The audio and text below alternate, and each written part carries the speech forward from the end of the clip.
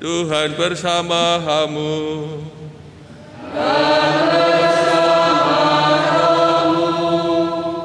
Inilah Injil suci menurut Lukas.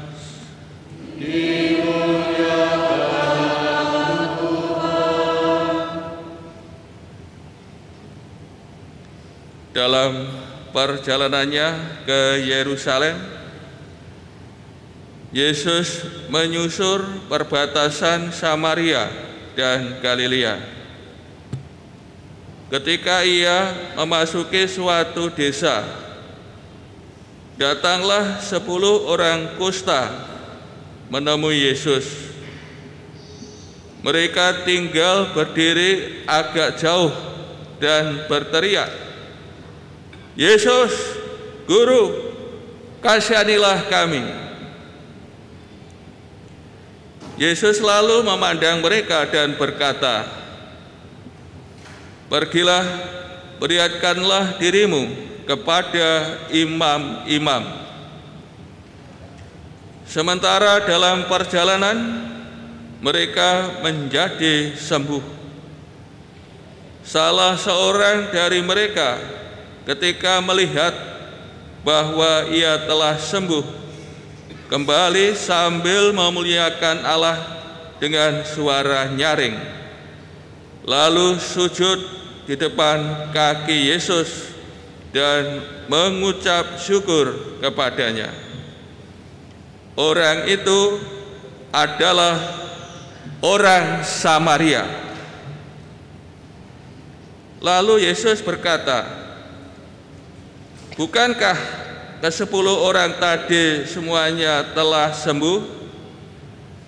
Di manakah yang 9 orang itu? Tidak adakah di antara mereka yang kembali untuk memuliakan Allah selain orang asing ini?" Lalu Yesus berkata kepada orang itu, "Berdirilah dan pergilah, imanmu telah menyelamatkan engkau."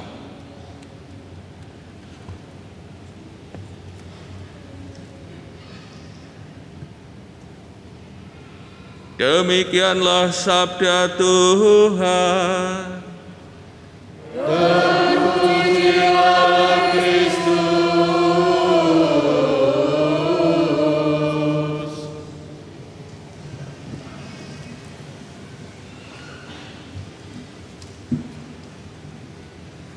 Saudara-saudari yang terkasih, bacaan pertama dan Injil berbicara soal kusta, ya, penyakit kusta. Tentu para saudara tidak asing, ya, mendengar. Namun sepertinya penyakit kusta zaman dulu dan sekarang ini sepertinya berbeda. Dulu itu dengar kusta itu mengerikan, menakutkan, menjijikkan. Tidak tahu sekarang ini mungkin sudah ketemu obatnya mungkin, ya. Dengarkan tangan merotoli itu. Secara medis kusta ini penyakit menular, ya. Dan jejak-jejak, ya, bukan jejak-jejak kebesaran. Mengenai kusta ini kan di Kabupaten Mojokerto itu kan ada rumah sakit Sumber Gelagah, itu kan rumah sakit kusta. Di situ ada perkampungan kusta zaman dulu. Ya, waktu saya masih di Mojokerto itu kan ada berapa suster SPS itu menyerahkan, di situ kan ada kompleks perumahan dan sebagainya, dulu melayani dan memberi pelatihan kepada orang-orang kusta. Salah satu kegiatannya adalah menjahit, karena sudah tidak ada yang tenaga suster-suster SPS itu tidak ada ya, diserahkan ke paroki. Dan sekarang itu ya tidak tahu ya, masih tidak dikelola ya. Ada kapelnya, ada ya, tempat untuk kegiatan itu, ada tanahnya ya lumayan luas. Mungkin ada para saudara yang mau tinggal di sana. Di belakang, posisinya di belakang rumah sakit Sumber Gelagah itu.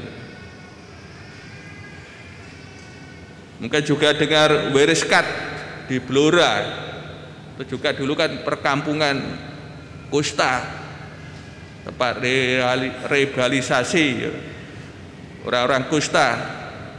Sekarang di sana didirikan Gua Maria Weriskat, itu kan juga tempat kusta, orang-orang kusta. Itu jejak-jejak ya. Kalau dilihat secara agama ya, agama Yahudi zaman dulu, penyakit kusta ini kan termasuk penyakit kutukan, hukuman dari Allah, penyakit najis ya, maka orang yang menderita kusta ini harus tinggal di luar perkampungan orang sehat, dan juga harus mengenakan pakaian khusus, pakaiannya compang-camping, rambutnya diure apa dikelabang, apa bagaimana ya, diure itu, dikelabang atau terbangan ini. Dan kalau tidak boleh mendekat ya, ada jarak. Dan kalau papasan dengan orang itu harus berkata ya, najis, najis, najis. Para saudara bisa membayangkan ya, penderitaan orang kusta zaman itu. Selain penderitaan penyakit, ini kan penderitaan sosial, harus disingkirkan dari masyarakat, dan lebih dari itu kan dicap najis, berdosa, ya menerima hukuman dari Allah. Saudara-saudara kasih, dalam perjalanan Tuhan Yesus ke Yerusalem, dalam bacaan itu tadi dikatakan menyusur perbatasan Samaria dan Galilea. Galilea ini dalam tanah suci berada di utara, di selatannya Yudea. Posisi Samaria ini berada di tengah-tengah. Ketika ia memasuki suatu desa, datanglah 10 orang kusta menemui Yesus.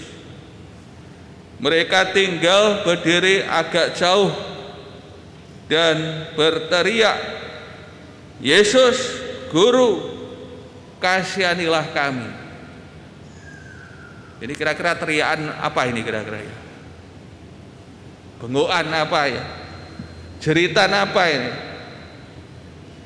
Ya jeritan kesengsaraan, penderitaan dari orang yang menderita penyakit kusta ini.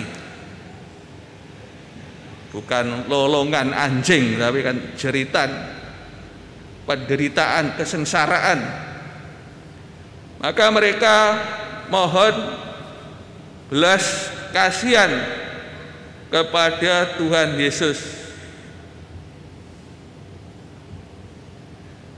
Dan kita melihat bagaimana Tuhan Yesus ya. Tuhan Yesus selalu memandang mereka. Ini memandang. Ini memberi perhatian dan memberi petunjuk kepada mereka, pergilah dan perlihatkanlah dirimu kepada imam-imam. Ini petunjuk yang diberikan Tuhan Yesus. Saudara terkasih, imam diberi kepercayaan ya untuk menyatakan orang kusta ini bisa bercampur bersatu lagi dengan masyarakat yang sehat. Kepercayaan ini diberikan kepada imam untuk menyatakan, untuk mengecek kalau seorang kusta itu sudah sehat, maka juga diadakan upacara pentahiran. Setelah upacara ya diperkenankan orang kusta yang sudah sehat, sudah tahir ini kembali ke masyarakat. Berarti kan sembuh dulu, sehat dulu, datang ke imam, baru imam mengadakan upacara pentahiran, baru bisa bergabung dengan orang yang sehat. Namun ketika Tuhan Yesus ini bersabda, pergilah dan perlihatkanlah dirimu kepada imam-imam. Mereka ini kan belum sembuh, masih kusta. Tentu di sini bagian kasih Tuhan Yesus juga bisa ngetes apakah mereka ini percaya atau tidak. Diminta untuk pergi ke imam untuk memperlihatkan dirinya, padahal ia belum sehat, belum sembuh. Dan kita melihat ke-10 orang taat kepada perintah Tuhan Yesus, sabda Tuhan Yesus. Berarti mereka ini mempunyai iman, percaya ya, kepada Tuhan Yesus. Dan akhirnya dalam perjalanan mereka semua menyadari sembuh, sehat.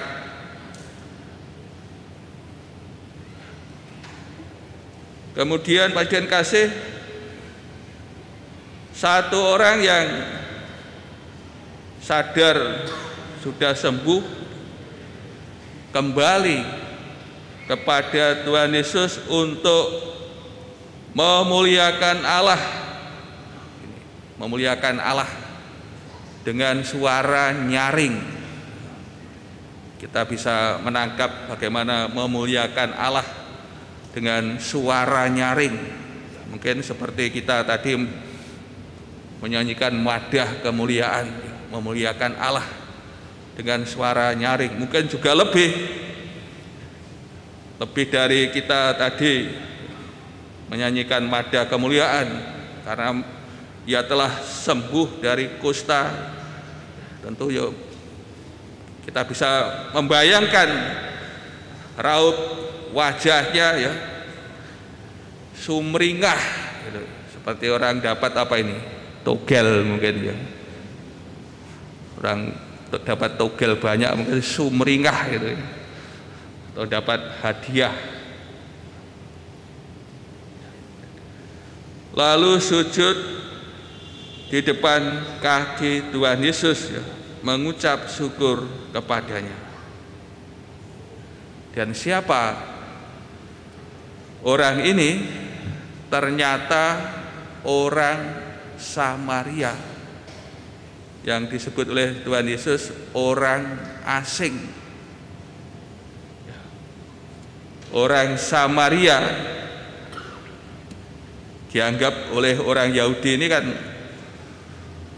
dicap orang kafir, karena darah mereka ini kan sudah tidak murni, sudah karena perkawinan terjadi percampuran dengan bangsa lain.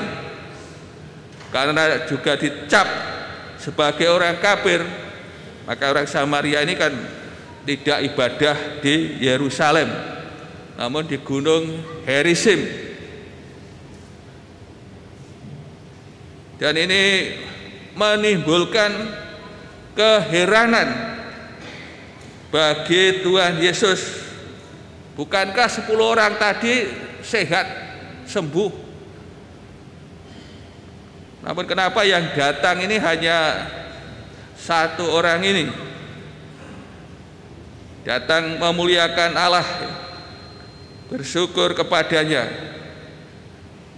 Ini menimbulkan keheranan bagi Tuhan Yesus. Yang datang kok orang asing, di mana 9 orang Yahudi itu. Lalu Tuhan Yesus bersabda, berdirilah dan pergilah, imanmu telah menyelamatkan engkau.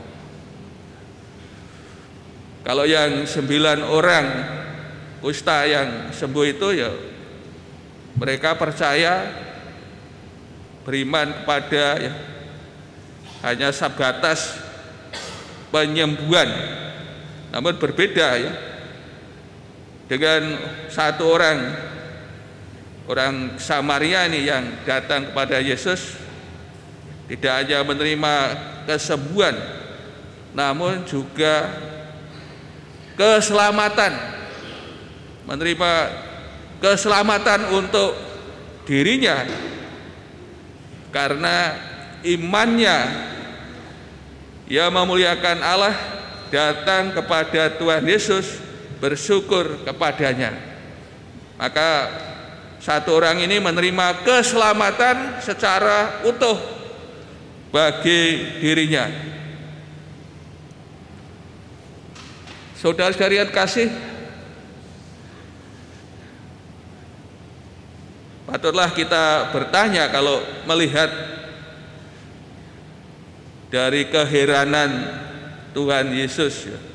10 orang kusta sembuh yang datang memuliakan Allah, bersyukur kepadanya hanya 1.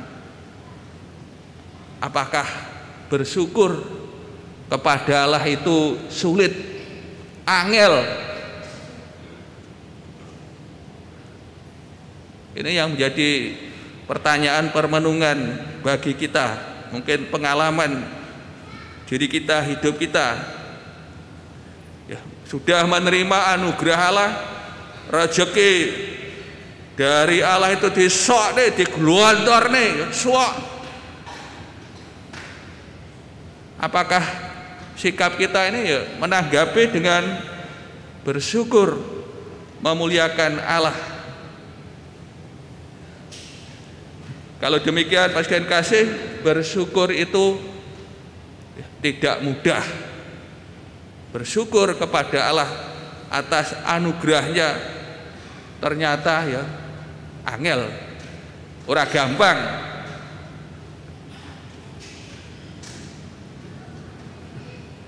Bersyukur kepada Allah itu tidak hanya dengan bibir, dengan mulut, bahasa Jawanya atau bahasa JTP dengan apa ini? Dengan cangkem.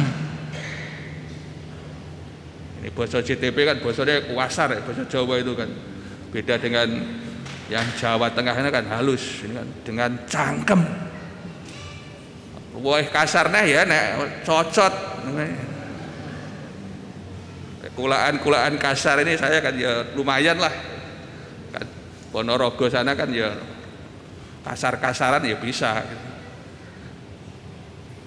Tidak hanya dengan bibir, namun dengan seluruh diri manusia.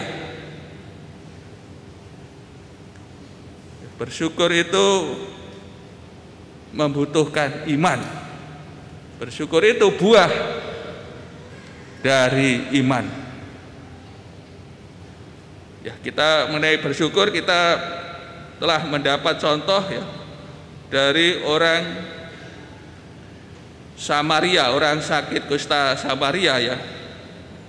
Dan juga dari bacaan pertama Naaman setelah disembuhkan dari penyakit kusranya datang ke Nabi Elisa, hendak memberi upeti, namun ditolak. Namun bentuk ungkapan syukur ada seluruh dirinya. Dengan sembuh, Naaman mengakui di muka bumi ini hanya ada Allah di Israel. Ini bentuk pengakuan dalam hidup. Ungkapan syukur ya mengakui Allah sebagai penyelamat satu-satunya, dan dalam kenyataan praktek hidup Naaman juga dinyatakan ya dengan mengambil tanah, tidak akan mempersembahkan korban lagi selain kepada Allah, kepada Yahweh. Ini kan praktek hidup dijalani dalam kehidupan sehari-hari. Dari Naaman hanya mempersembahkan korban kepada Allah, dan sebelumnya ya kepada dewa-dewa. Untuk itu Pak kasih, melalui sabda Tuhan ini kita diberi pengajaran dan disadarkan dan diingatkan bahwa dalam hidup kita ini kita menerima rahmat yang berlimpah dari Tuhan kita Yesus Kristus, rahmat keselamatan, rahmat penebusan dianugerahkan kepada kita. Hendaknya kita menyadari, menanggapi anugerah keselamatan yang dianugerahkan oleh Tuhan kita Yesus Kristus, dan akhirnya menanggapi syukur ini dengan keseluruhan hidup kita, hanya mengakui dan menyembah Tuhan Yesus dan menghayati dalam praktek hidup sehari-hari, mempersembahkan persembahan korban kepada Tuhan melalui hidup kita sehari-hari. Kiranya bila kita bertindak demikian, senantiasa dalam hidup kita bersyukur kepadanya, tentu kita akan hidup bahagia. Wong lek iso bersyukur kuwi bahagia dalam hidupnya, dan lebih dari itu tentu kita akan diberkati oleh Tuhan sendiri.